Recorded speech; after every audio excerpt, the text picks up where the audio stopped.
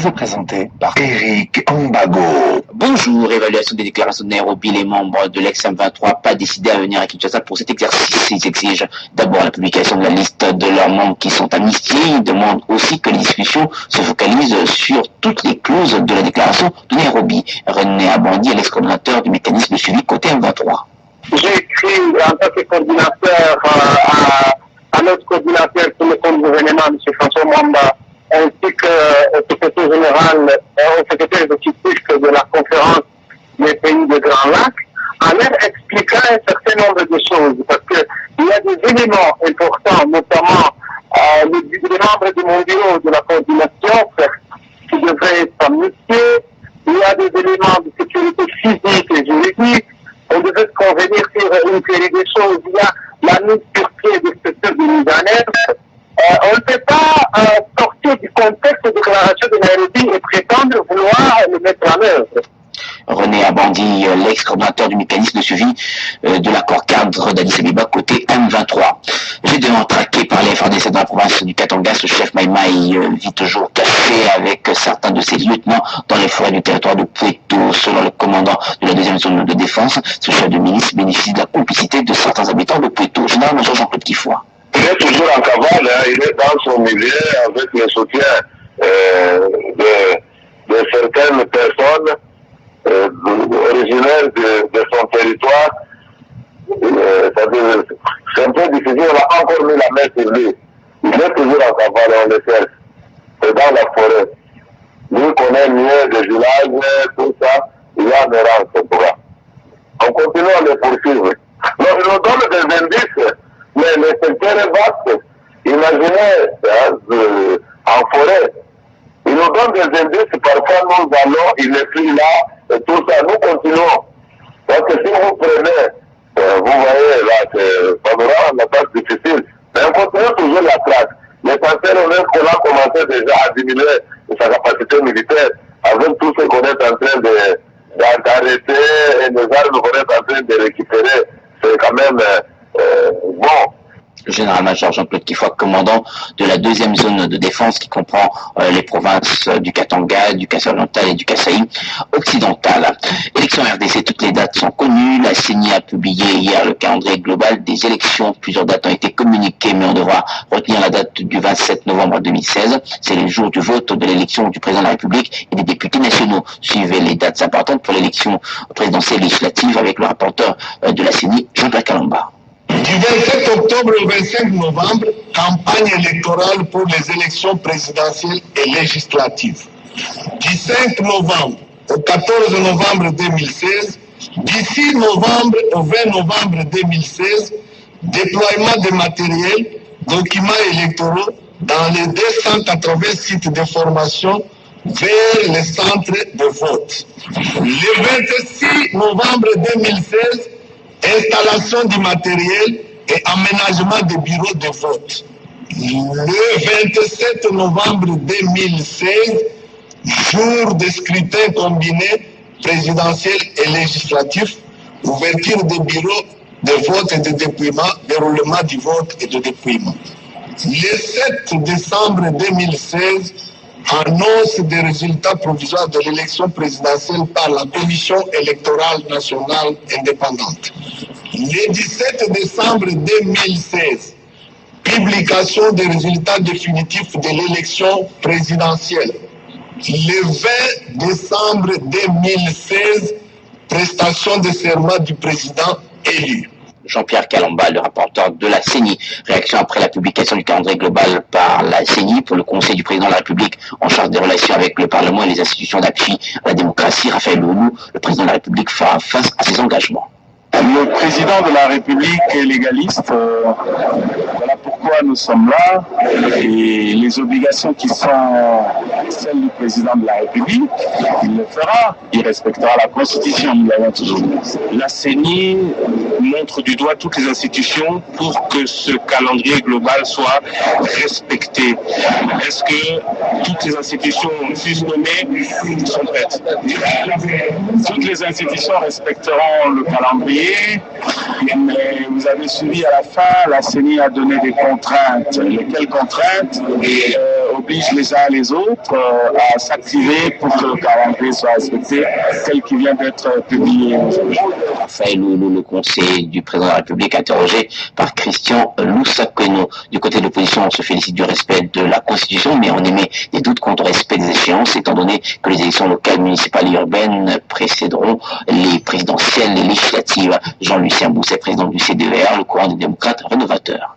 L'élection présidentielle fixée dans les délais constitutionnels, cependant, nous avons exigé un calendrier global, cohérent, consensuel et conforme à la loi. Là-dessus, quelques problèmes subsistent. Le fait d'avoir prévu les élections de conseillers municipaux et les élections de députés provinciaux le même jour ne garantissent ni la faisabilité, ni la crédibilité, ni la transparence du processus. Parce que comme vous savez, le nombre de circonscriptions électorales de députés provinciaux sont limités au niveau des villes, tandis qu'à l'intérieur du pays, c'est des territoires. Alors que les circonscriptions électorales des conseillers municipaux, d'après la loi en vigueur, c'est des groupements, d'après la loi en instance d'être promulguée, c'est les secteurs.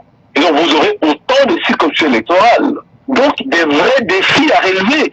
La CENI est consciente qu'elle est incapable de relever les défis que pose l'organisation le même jour des élections de députés provinciaux et des conseillers municipaux. Nous sommes en train de craindre que la CENI ait programmé d'avance un cas de force majeure qui risque d'amener à un glissement du calendrier. C'est pour cette raison que l'opposition avait exigé un calendrier consensuel. C'est pour cette raison que nous continuons à considérer que la priorité par rapport au temps réduit et aux moyens financiers possibles reste le présidentiel le 25 novembre et les élections de députés provinciaux qui vont se décliner sur les élections de gouverneurs et des conseils municipaux. Les élections locales devraient être reportées après 2016.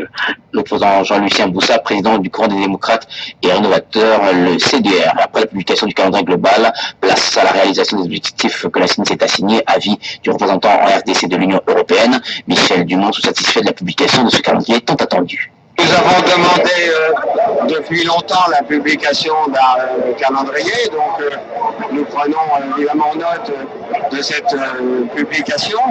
Maintenant, il reste évidemment à continuer le dialogue avec l'ensemble des acteurs, la CENI bien entendu, avec le gouvernement, puisque nous voyons bien que dans tous les défis qui ont été annoncés, le gouvernement a de nombreuses tâches à remplir. Les acteurs politiques, donc les partis politiques, la société civile. Et donc, je crois que nous continuerons le dialogue pour que, comme nous le souhaitons, donc, et comme cela a été annoncé, les échéances constitutionnelles, et en particulier l'article 73 de la Constitution, soient respectées. Pour notre part, vous savez que nous appuyons déjà sur un plan technique la CENI avec un certain nombre d'experts, et nous appuyons également la société civile qui aura joué un rôle important dans l'élection à travers l'observation électorale citoyenne. Et donc, nous sommes déterminés à continuer donc la discussion avec tous pour que tout se passe le mieux possible. Vous aviez demandé un calendrier électoral, on l'a, un calendrier électoral global. Aujourd'hui, on voit qu'il sera techniquement difficile de pouvoir s'y tenir. Qu'est-ce qui se passe en cas de glissement? Écoutez, nous ne pouvons pas parier sur des choses hypothétiques. Nous comptons sur le gouvernement pour que tout se passe au mieux.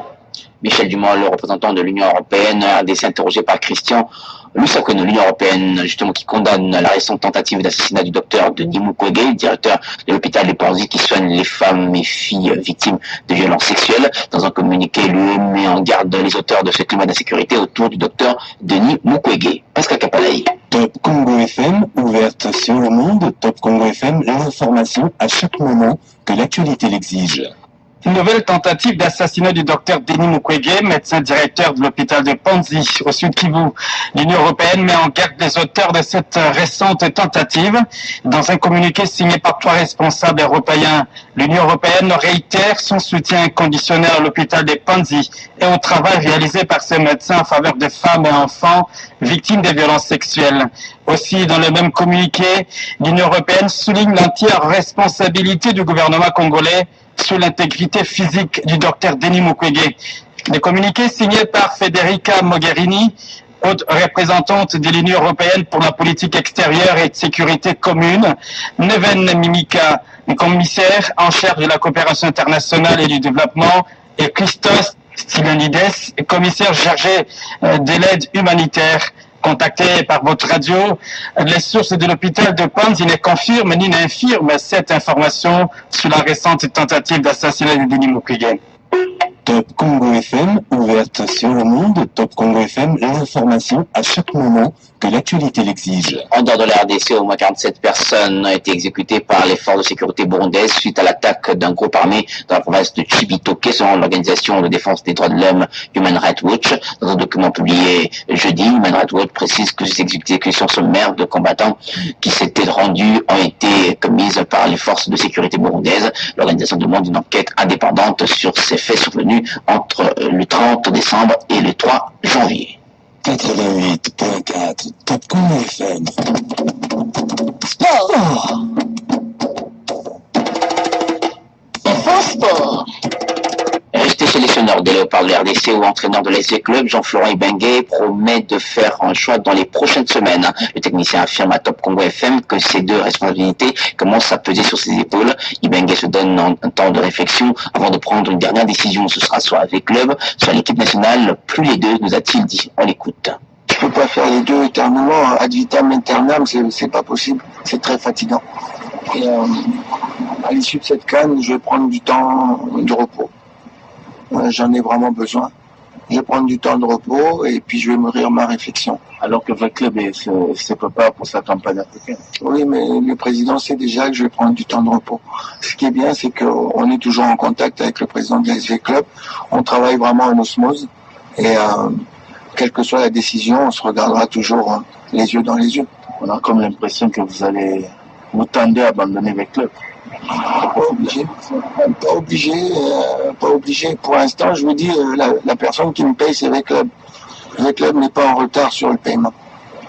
L'équipe nationale ne me paye pas. Vous n'avez toujours pas renouvelé le contrat avec le club? Non, parce que je suis parti très tôt, on n'a pas eu le temps. Mais ça se passe bien entre gentlemen. Donc, avant de signer ailleurs, je vais d'abord discuter avec mon club. Pour l'instant, j'ai pas de contrat, mais je suis encore lié avec le club. Le coach des Léopards de la RDC, Jean-Florent Ibengue, interrogé par Thierry Kambouti. Top Congo FM 88.4, première radio d'information en République démocratique du Congo. Ce bulletin d'information est complètement terminé. Mise en onde grâce Lima. Restez à l'écoute de l'actualité. Continue sur www.topcongo.be. 3 moyens. Il existe 3 moyens de se protéger du sida. Abstinence, préservatif et bonne fidélité. Message du PNMLS, Programme national multisectoriel de lutte contre le sida. Top Congo FM, la fréquence utile. Partageons-nous